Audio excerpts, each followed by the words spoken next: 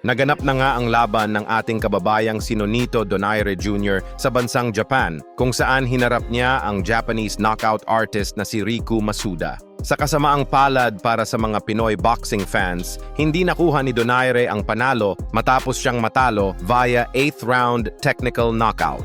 Sa unang bahagi ng laban ay may mga pagkakataon pa sana si Donaire na makakuha ng momentum, ngunit malinaw na nalalamangan siya sa bilis at timing ng mas batang kalaban. Bukod dito, nagkaroon pa ng bitak sa kilay si Donaire sa 5th round na lalong nagpahirap sa kanyang sitwasyon sa ring. Pagdating ng 7th round ay nagawa pang pabagsakin ni Masuda ang ating pambato na nagbigay ng malaking kalamangan sa Japanese fighter. Sa pagpasok naman ng 8th round ay nadagdagan pa ang problema ni Donaire matapos siyang mabawasan ng puntos ng referee dahil sa isang sitwasyon sa laban. Dahil sa mga pangyayaring ito at sa nakikitang hirap ng kanilang fighter, nagpasya na ang corner ni Donaire na ihinto ang laban sa pamamagitan ng pagbato ng tuwalya upang maiwasan ang mas malalang pinsala. Dahil sa pagkatalong ito, umabot na sa 10 ang kabuuang talo ni Donaire sa kanyang professional boxing career at maraming fans ngayon ang nananawagan na baka panahon na para pag-isipan niya ang pagre-retiro, lalo na at nasa edad na siya ng 43. Gayunpaman, hindi maikakaila ang napakalaking ambag ni Donaire sa kasaysayan ng Philippine boxing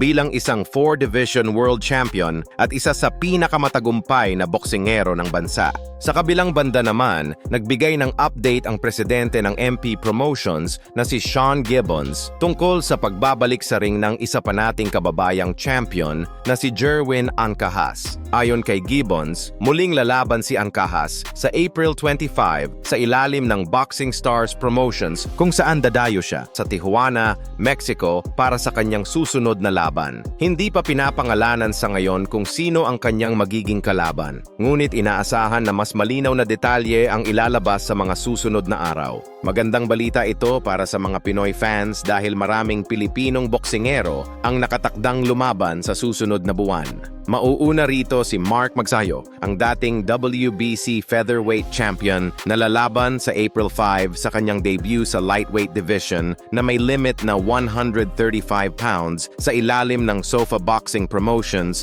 laban sa Irish fighter na si Fiergal McCrory. Pagkatapos nito ay lalaban naman sa Japan si Marlon Tapales sa April 14 laban sa former world champion na si Yukinori Oguni.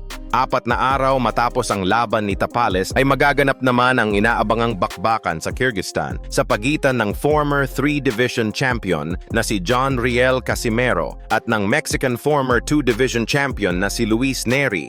Pagkatapos nito ay susunod na lalaban si Jerwin Ancahas sa April 25, kaya halos sunod-sunod na pagkakataon ito para suportahan ng mga Pinoy fans ang ating mga kababayan sa international boxing stage. Samantala, mukhang malabo namang matuloy ang inaasahang malaking laban sa pagitan ng WBC welterweight champion na si Ryan Garcia at ng WBO at Ring Magazine Junior welterweight champion na si Shakur Stevenson. Ang pangunahing dahilan ng pagkakaantala ng negosasyon ay ang issue tungkol sa rehydration clause sa kontrata ng laban. Ayon kay Garcia, hindi na raw siya papayag na lumaban sa ilalim ng ganitong kondisyon dahil ito umano ang isa sa pinakamalaking pagkakamali niya noong nakaraan na nauwi sa kanyang pagkatalo via knockout laban kay Gervonta Davis. Sa kabilang panig naman, iginiit ni Stevenson na hindi rin siya papayag na lumaban sa welterweight division kung walang rehydration clause dahil magiging dehado raw siya kapag hindi ito kasama sa kontrata. Para sa kanya, kung may fighter na lalaban sa mas mabigat na timbang laban sa kanya, ay kailangan pa rin itong sumunod sa limitasyon ng rehydration upang maging patas ang laban. Dahil dito, tila mahirap pa sa ngayon na maabot ang kasunduan sa pagitan ng dalawang kampo, kaya nananatiling malabo kung kailan o kung matutuloy pa ba ang kanilang inaabangang sagupaan.